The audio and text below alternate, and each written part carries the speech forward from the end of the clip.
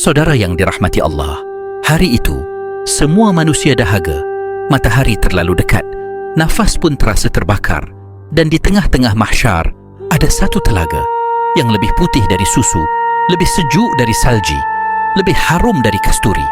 Itulah Al-Haud, telaga milik Nabi kita Muhammad sallallahu alaihi wasallam.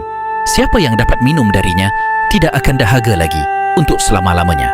Bayangkan betapa sejuknya minuman itu setelah ribuan tahun menanti dalam azab haus dan gementar.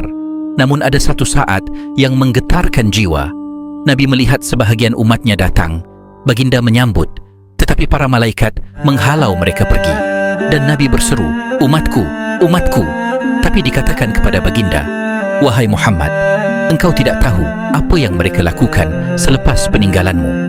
Saudara dan saudari, mereka ini pernah solat, pernah menyebut nama Allah. Tapi selepas kewafatan baginda, mereka tinggalkan sunnah, ubah agama dan ikut hawa nafsu. Mereka jadi umat yang hanya kenal nama Nabi, tapi tak ikut jalannya. Inilah yang menakutkan.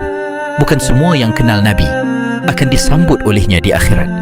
Kalau kita rindu baginda, buktikan dengan menjaga sunnahnya dan berselawat kepada Nabi SAW, agar bila kita datang ke telaga itu nanti, kita tidak dihalau, tapi dirangkul penuh cinta